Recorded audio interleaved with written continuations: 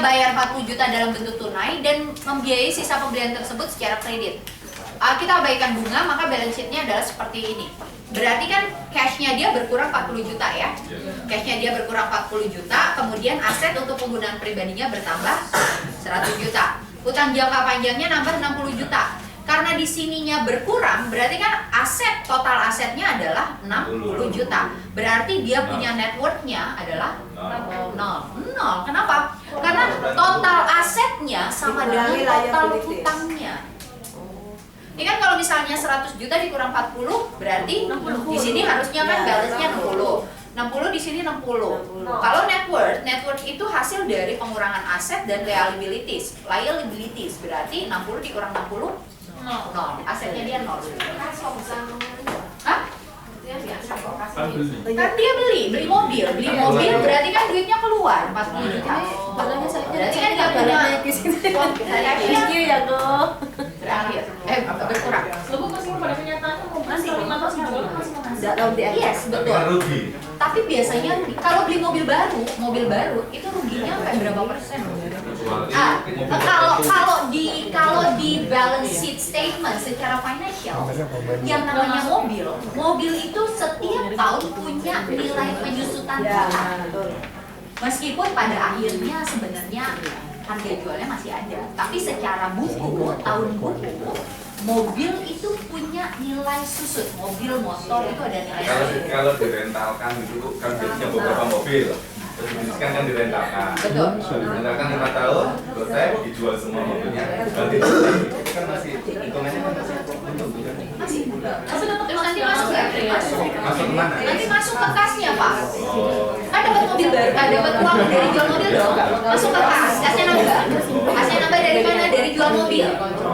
Terus nanti dari hasil jual mobil itu beli mobil baru, berarti kasnya nambah. Di sebelah sini beli mobilnya cash apa kredit? Biasanya sih kredit. Biasanya kredit, berarti kreditnya bertambah untuk mobil baru.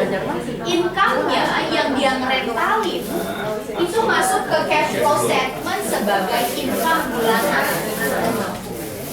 berarti long term-nya dia nggak masuk ya kalau mobil. Aset long term dia nggak masuk. Aset long term Maksudnya yang ini apa namanya? Ya aset yang misalnya kamu pasti long term dia nggak masuk ya. kalau long term short term kan cuma liability saja, hutang aja, hutang. Yang jangka panjang cuma hutang. Kalau aset sih aset itu kan yang nggak ada jangka panjang, nggak ada jangka pendek. Net worth itu menentukan apa? Net worth itu apa teman-teman? Menentukan apa? Berapa besar kekayaan yang si Vita punya? Yes, bersih. Kekayaan bersih yang kita punya. Vita punya mobil, punya rumah, punya sepeda hotel, punya motor, punya kucing angkora gitu ya Bu ya. Tapi Vita punya utang, cicil mobil, cicil rumah, cicil motor, cicil ini, cicil itu, cicil segala macam. Sebenarnya dari aset yang si Vita punya dan utang yang Vita punya, si Vita tuh punya kekayaan berapa sih? Terus hubungannya dengan penghitungan nilai ekonomi yang tadi disebutkan. tidak lagi Bu. Beda lagi. Iya. Ini untuk Personal. kalau nilai ekonomi tadi yang saya sampaikan buat sebagai pembanding kuping. Pembanding kuping nilainya si kita tuh berapa sih kita jadi kuping. Kalau ini kan lebih ke arah investasi nih namanya. Dan ini cuma untuk mengetahui tapi personal. Yes. Bisa dipahami ya teman-teman ya sejauh ini? Iya bisa. Bingung? Nah. Oke, kita lanjut. Sekarang kita masuk ke dalam cash flow statement. Cash flow statement adalah menggambarkan kondisi pada periode tertentu, teman-teman. Untuk Vitanya rocker. Oke, selanjutnya mengetahui sumber pemasukan uang dan keluarnya uang. Tadi itu Pak, beli mobil, terus direntalin, mobilnya begitu rentalinnya kelar 5 tahun, jual, berarti masuknya ke cash inflow. Cash inflow terus beli mobil lagi, berarti cash outflow-nya keluar lagi, gitu kan? Terus yang tiap bulan dapat dari rental masuk kemana? Masuk ke income, gitu kan? Nah itu tuh. per bulan, bisa setengah tahun atau bisa tahunan. Tapi biasanya orang bikin lebih enak bulanan. Kenapa? Supaya lebih detail, tahu. Kalau misalnya dia mau tahunan lebih ngelihat seberapa besar sih kekayaan yang saya punya gitu. Mengetahui sumber pemasukan dan pengeluaran uang, mengetahui pola pengeluaran uang, berguna untuk membuat tujuan keuangan, untuk membuat anggaran untuk periode berikutnya sebagai alat kontrol terhadap pengeluaran Anda. Fix outflow. Kemarin tuh, kalau fix artinya pengeluaran tetap. Pengeluaran tetap apa aja? Bayar rumah, premi asuransi. Oh, bayar istri. Oh, listrik. Oh, gitu. Terus apa? Jajan masuk nggak? Masuk. Posting lain-lain. Weekend, jalan-jalan, masuk. Iuran pensiun, ini kan kayak misalnya DPLK, terus kemudian anuitas yang sifatnya untuk pensiun juga masuk di sini. Kalau premi asuransi jelas PAA, berkala. Iuran kematian. Kemana? Betul itu kan? Ada om mati. Premiku. Kalau mati dapat. Kematian. Kalau dapat duit, kalau mati dapat duit, ya Allah. Kok rasanya? Oke, kita lanjut. Masuk apa itu? Saya kembali beli. Yang mana Pak? Uang kematian. Cicil uang kematian? Cash flow. Yang mana? Pasti. Oh, enggak. Oke, kita lanjut. Fix outflow berarti pengeluaran tetap. Kalau tadi kan fix outflow. Oh, ini dia. Cash inflow berarti cash masuk. Oke. Gaji. Terus manfaat dari polis. Uang pensiun, dividen.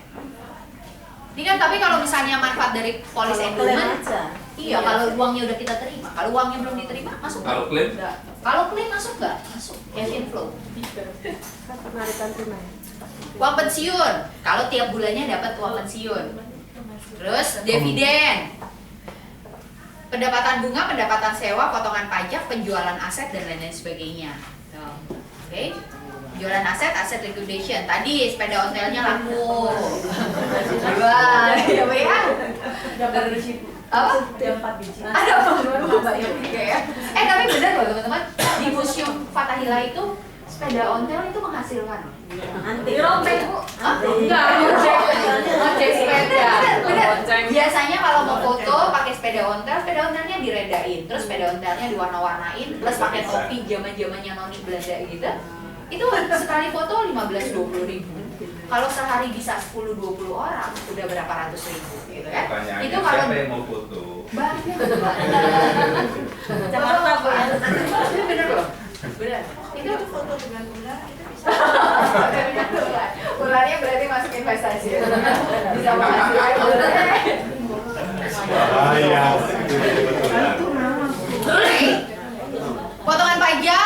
Potongan pajak oke. Penjualan aset dan lain-lain. Variable outflow berarti pengeluaran yang sifatnya tidak tetap. Contoh, biaya untuk kendaraan, kalau misalnya ganti oli, terus bensin, terus servis, ban meletus, nggak pakai tubles ya, Pak? Ya Allah, Sumbangan di selatan. sumbangan sunatan, Bu. Aku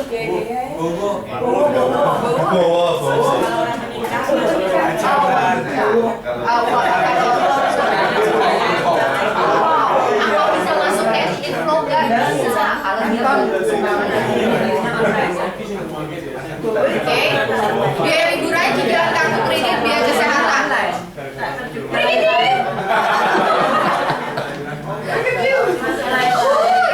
Stres Bu.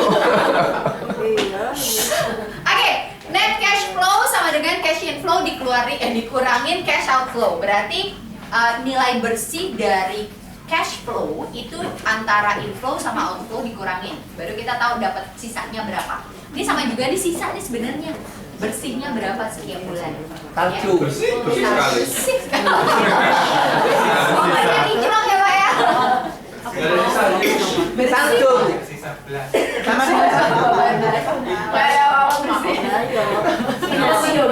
Oke, ini monthly cash flow personal. Kalau misalnya mau dilihat satu keluarga, husband, wife, joint family-nya berapa, totalnya berapa, income-nya dari employment misalnya. Kalau teman-teman mungkin dari income komisi gitu ya, terus kemudian kalau misalnya punya kos-kosan, rental apa gitu, ini masuknya ke sini. Kemudian expenses-nya mulai dari food, clothing, kemudian transportation, communication, utility, saving, investment-nya apa aja. Ini teman-teman bisa masukin ke dalam sini. Oke. Biaya anak-anak sekolah bisa masuk ke FIT, bisa masuk ke dalam expenses. Ini ada education. Oke.